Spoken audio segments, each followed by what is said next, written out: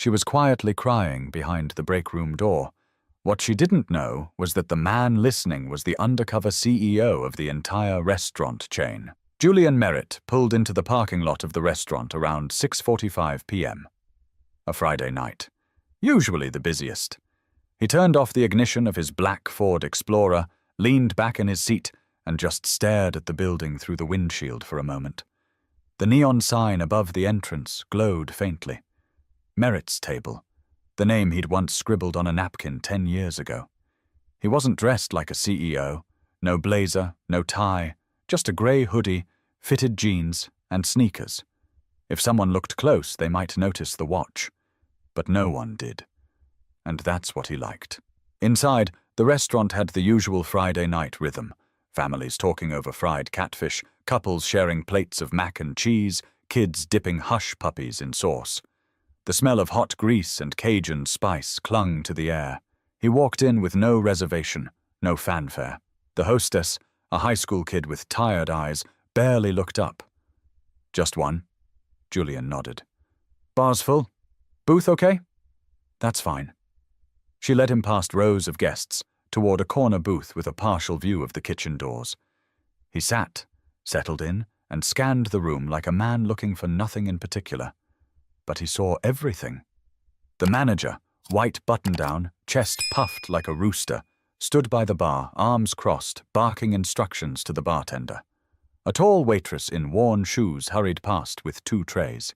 She looked about 22, maybe 23. A second waiter tripped over a chair leg. The manager glared, but didn't help. Julian noticed how no one smiled unless they were serving, how the staff whispered more than they talked, how one busboy kept glancing nervously toward the back. He pulled out a notepad, not to write, just to touch something familiar. Years ago, he used to keep track of sauces and spice levels on that pad.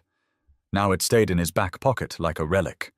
His server was a young man named Deshawn, friendly, polite, and moving fast. "Hey man, thanks for your patience. Water, bread, menu, you good?" Julian nodded, kept his tone casual. "All good. Appreciate you." Deshawn grinned. "Friday crowd's brutal sometimes, but you came at a good time. Want me to start you off with anything?" Julian ordered the shrimp and grits with a side of greens, handed the menu back, and watched Deshawn disappear behind the kitchen door. The sound of the restaurant was steady, but there was a tension beneath it, like a pressure valve just barely holding. Julian leaned forward, pretending to scroll through his phone, but his eyes stayed alert. Near the dish station, a young woman with braids and tired shoulders filled water pitchers. She kept looking over her shoulder like someone was behind her. When the manager passed, she stood up straighter. When he left, her shoulders dropped again. The restaurant had been open for 8 months. This was its 3rd location, in Jackson, Mississippi. Julian had picked it for sentimental reasons. His grandfather was born here. It felt full circle. But now, sitting in the booth with a front-row view to the staff dynamics, Julian felt something tugging at him. A small, gnawing sense that the values he'd built his company on weren't reaching the floor.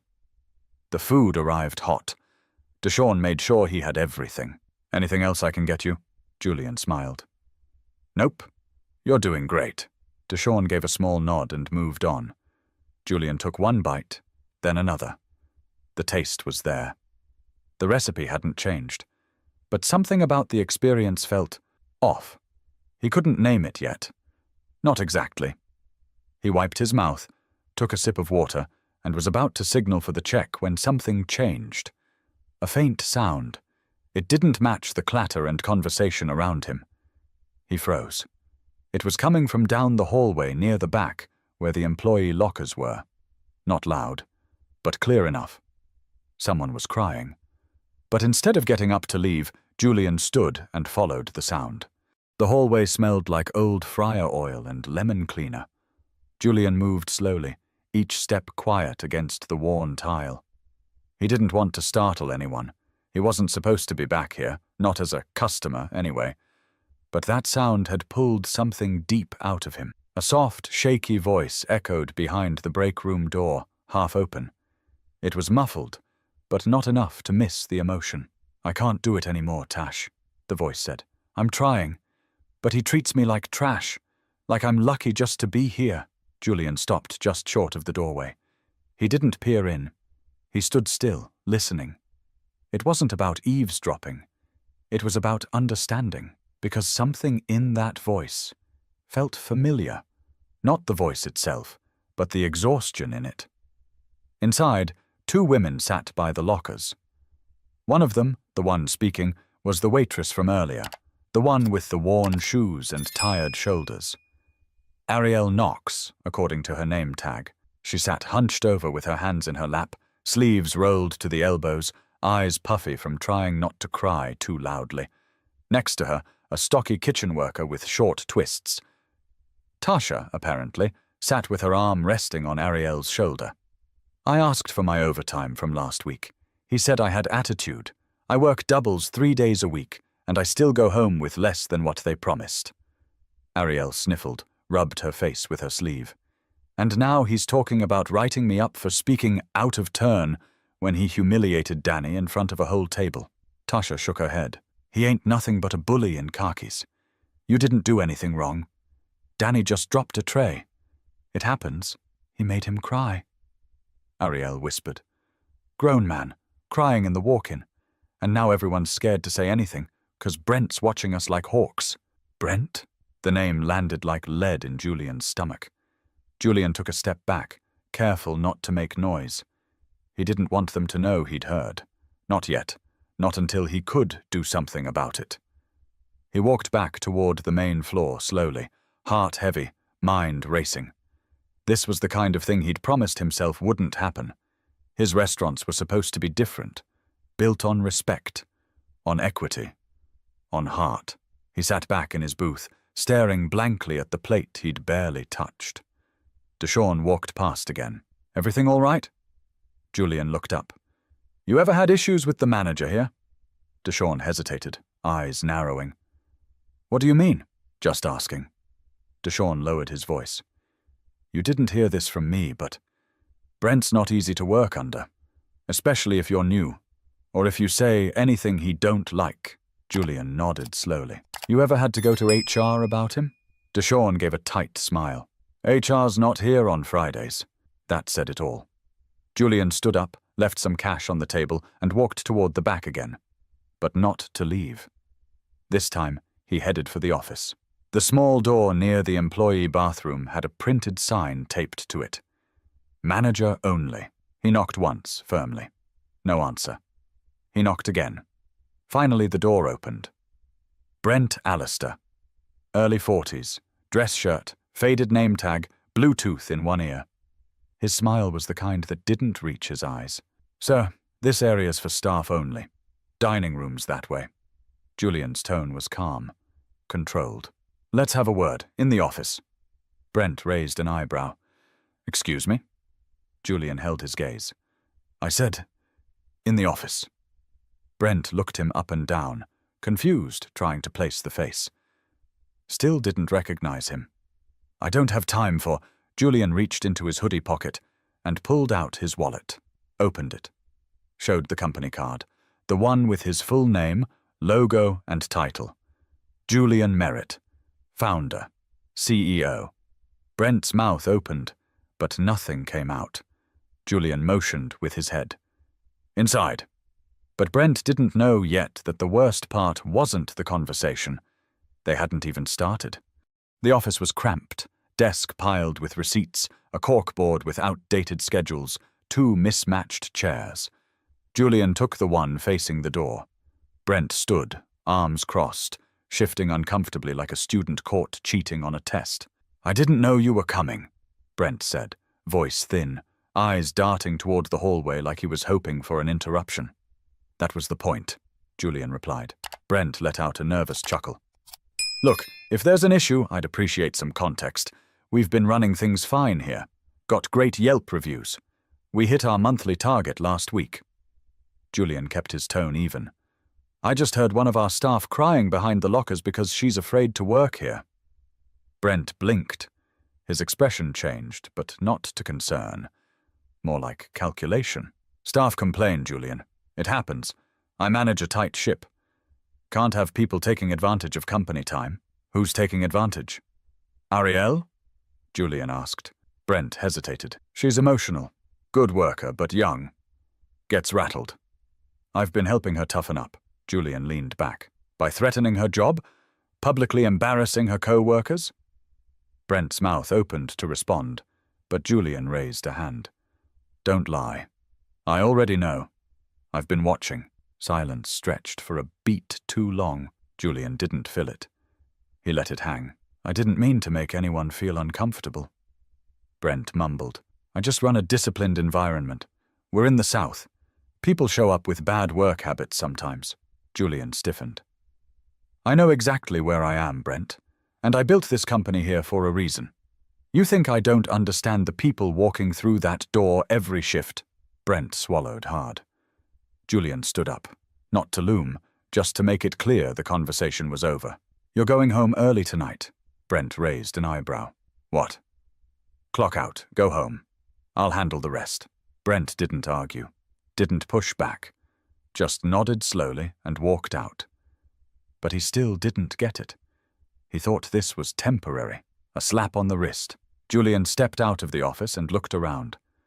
The hallway was quiet again. Somewhere, the kitchen hummed with prep orders, the sizzle of oil, and the clatter of plates. Normal sounds, but they felt different now.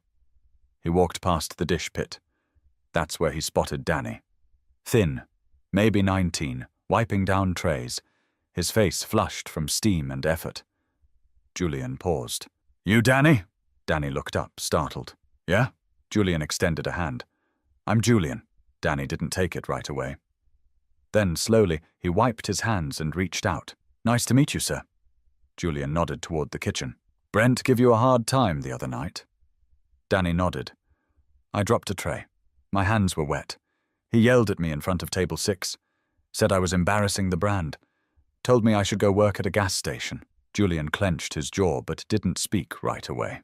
You like working here? He asked after a pause. Danny shrugged. I like the people. Ariel watches out for me. So does Tash. But, yeah, it's hard.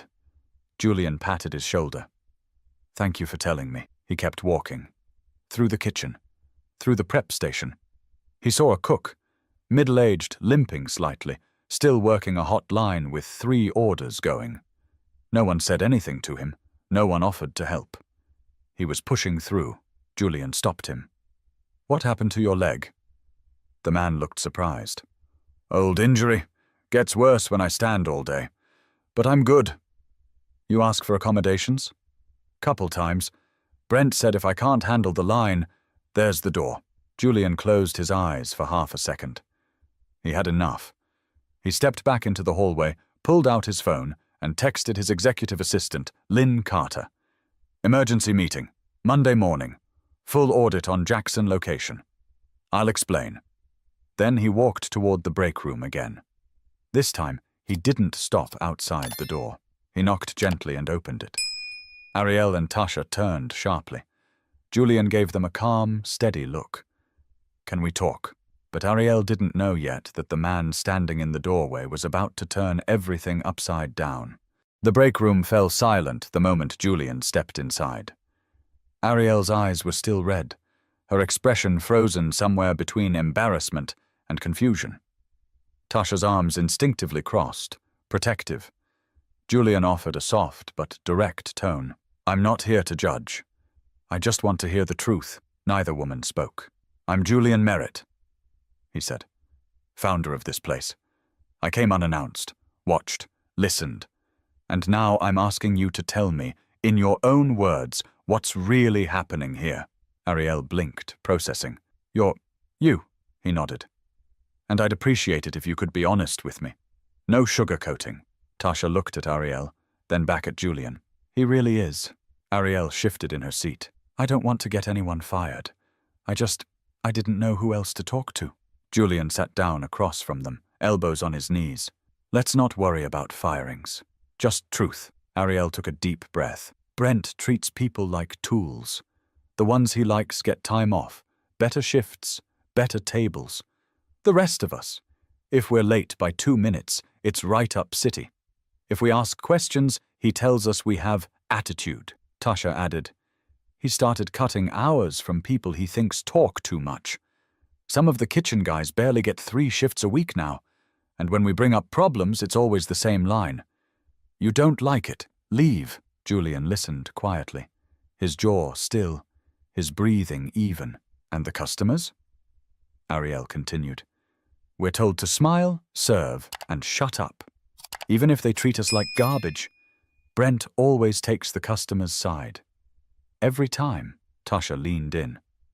Ariel works the hardest out of all of us. Double shifts. Comes in early, stays late.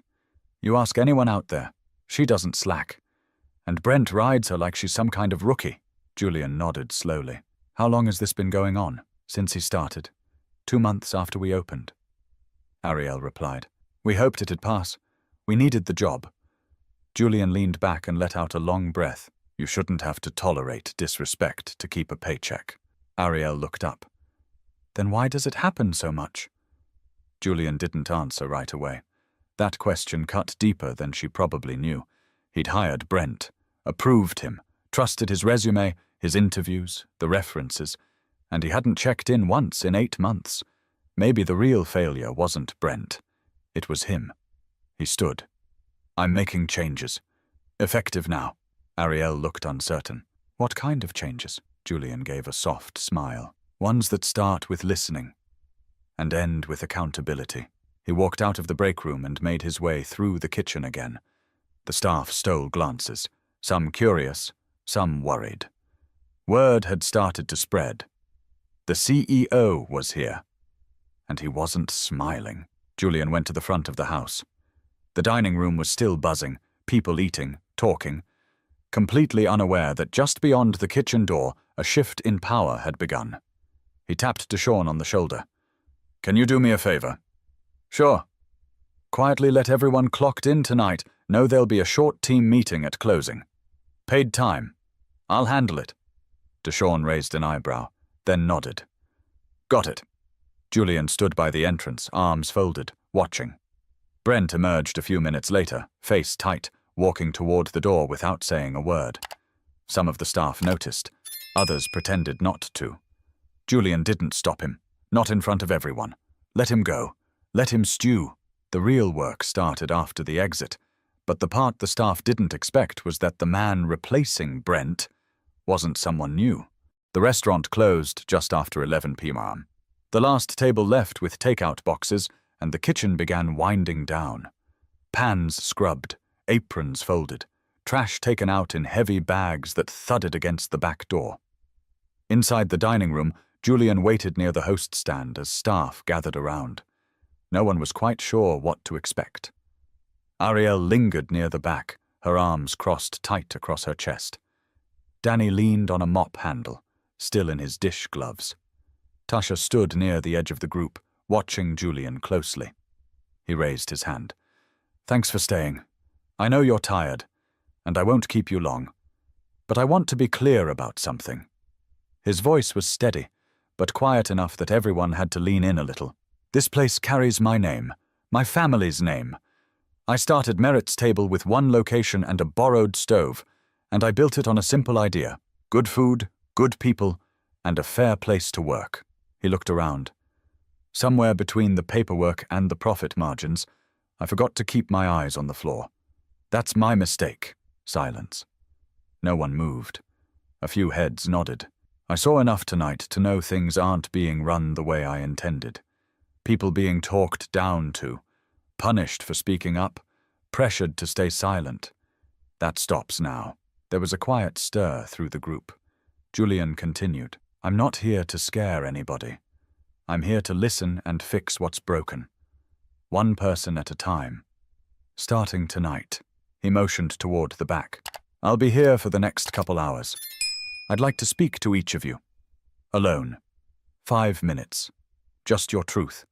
No consequences. Ariel's brows furrowed. Really?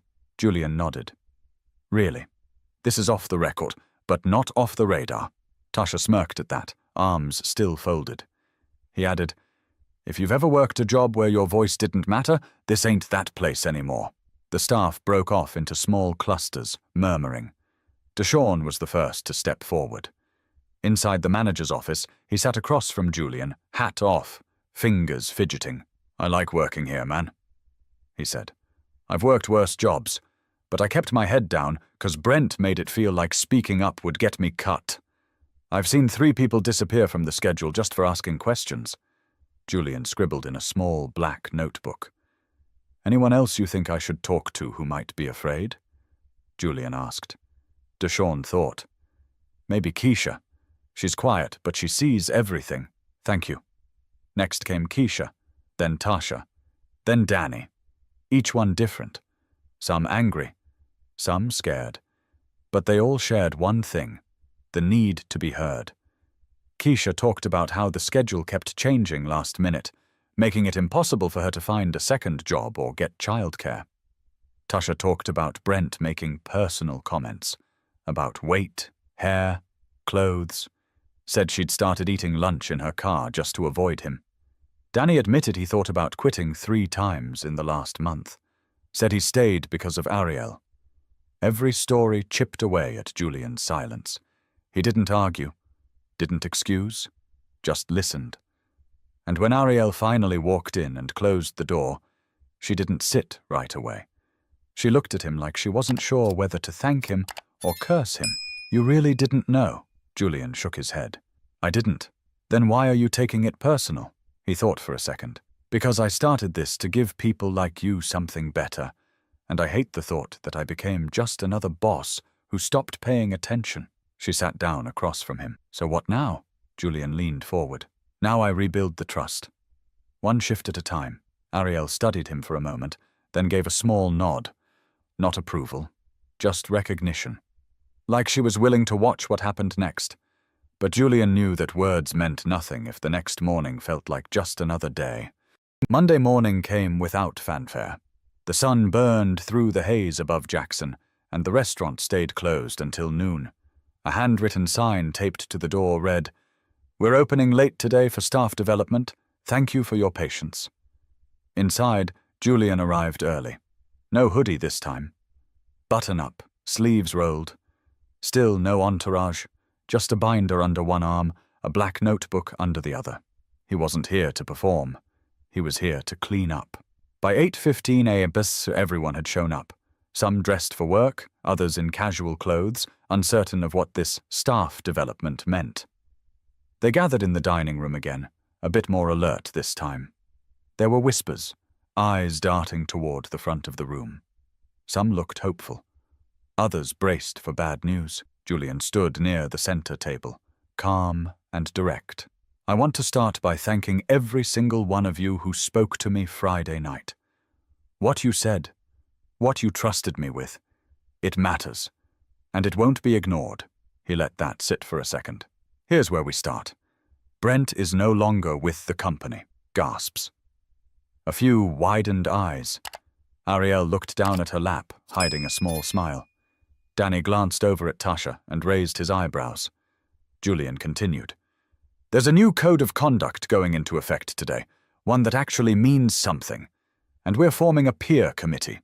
That means employees from every role, servers, kitchen staff, dish crew, will help shape how this place is run." A young prep cook raised his hand. "Like a workers' board?" "Exactly," Julian said. "Accountability in both directions. We're not building a company where fear runs the room. If someone abuses their power, they're out. If someone slacks off, they'll be coached, not crushed." He stepped forward. "I've also hired a third-party team to audit payroll. Any overtime you didn't get paid for? We're fixing it. Back pay. Full stop." Now the room started shifting. Stiff shoulders relaxed. Mouths parted. Not in disbelief, but cautious optimism. "And finally," Julian said, "I'll be visiting this location regularly. Not as your boss, just as someone who wants to see you succeed. I won't always give notice. I'll eat here, talk to you, ask questions. You don't owe me smiles. You owe me honesty." One of the bartenders, a lanky man with sleeve tattoos, chuckled. "So, you're gonna spy on us?" Julian grinned. Nah, I'm just gonna keep showing up. And if I do it right, you'll stop worrying when I walk in. A small ripple of laughter passed through the room. He looked around again. This isn't about looking good. This is about being better. You all deserve that. And I won't make the mistake of forgetting it again. After the meeting, people lingered. Some chatted. Others stayed back to thank him quietly. A few asked about the peer committee. Julian gave them a clipboard, told them to write their names down. No pressure, just intention. He spent the next hour walking through the kitchen again, this time asking real questions. What worked, what didn't, what tools they needed. The cook with the limp now had a padded mat under his station. Someone had ordered it that morning. Ariel passed him by while restocking menus. Feels different in here today, she said. Julian looked over. Good different or weird different? She thought for a second. Both, he chuckled. I'll take that. Then something happened Julian didn't expect. Danny walked over, still in his dish gloves, carrying a folded note. It's from my mom, he mumbled. She said to give it to the guy who believed me. Julian opened the note. The handwriting was neat, careful. Thank you for seeing my son when someone else tried to make him invisible. Not everyone would. He folded it and slid it into his pocket. That moment didn't need a response. It just needed to be held. But Julian wasn't done. Not until he proved that a second chance means something only when you earn it. 3 weeks later, Julian returned to the Jackson location on a quiet Wednesday morning. No press, no board members. He parked in the same spot, wore the same hoodie. This time, it felt intentional. He walked in just after the morning shift started. The place smelled like fresh biscuits and brewed coffee. Calm energy, the kind that didn't feel forced. Ariel was setting up syrup bottles at table 4. She glanced up, recognized him immediately, and gave a short nod. Not one of obligation, but of acknowledgement. Julian smiled back and slid into the same corner booth he'd sat in that first night. Deshawn brought him coffee, black, before he could ask. We got some pecan waffles fresh. Want a plate? Julian grinned. You remembered? First order you made here. I don't forget the good ones. As Deshawn walked off, Julian scanned the room. Keisha was training a new hostess. Danny was at the dish pit again, but this time with headphones on and a small grin on his face. Even the cook with the limp, Julian learned his name was Monty, had a stool at his station now for when things slowed down. Everything didn't look perfect. It wasn't meant to. But it looked human, connected, like the place had a pulse again. Ariel came over during a lull. Still doing surprise visits? Julian chuckled. I like to keep folks guessing. She hesitated. I talked to the new manager. He's decent, said he wants to do things your way. Asked me to help with scheduling. Julian raised an eyebrow. You said yes? Eventually. I figured if someone's going to build the table, they might as well know how to set it right. Julian nodded slowly. Good. You've got leadership in you. Don't waste it waiting for permission. She paused. That something your dad told you? Julian looked out the window for a moment. Nah, it's something I wish somebody told me when I was your age. She didn't say anything more, just gave a small smile and walked back toward the kitchen. Julian watched her go, then reached into his pocket and pulled out Danny's mom's note. He'd kept it folded near his wallet. Read it sometimes when the days got noisy. Someone who believed me. That line stuck with him. Because the truth was, he hadn't always believed people. Not when he was building stores, chasing investors, hiring people like Brent based on polished resumes. Somewhere along the way, he started trusting numbers more than people, processes over voices. But voices built this brand, and ignoring them nearly cracked its foundation. He looked around again. No one clapped when he walked in. No one tried to impress him. And that, to Julian, was the best sign of progress. Before he left, he asked Deshawn for a Sharpie. Walked to the back wall near the breakroom, where an old corkboard hung, usually for notices and shift swaps. He wrote in thick black ink on a fresh white sheet of paper. The The day we stop listening is the day we stop leading. Keep your eyes open, and your ears even more. Julian Merritt. He pinned it dead center. Then he turned, gave a quick wave to the team, and walked out. No speech, no ceremony. Just a quiet departure, like any customer with a full stomach and something on his mind. Outside, he exhaled slowly, watching the cars pass on McWillie Drive. People heading to jobs, school, errands. The world kept moving, but inside that little restaurant, something had shifted. It wasn't just about food. It never was. It was about dignity, listening, ownership, not just of tasks but of culture. Julian got into his car, pulled out his phone, and opened a blank note. Show up, watch, listen, correct, repeat. He saved it. No title, just a reminder for himself. Because the biggest change he made wasn't firing Brent. It wasn't the audits or the policies. It was remembering that the job of a leader starts with stepping out of the office and into the reality of those you depend on.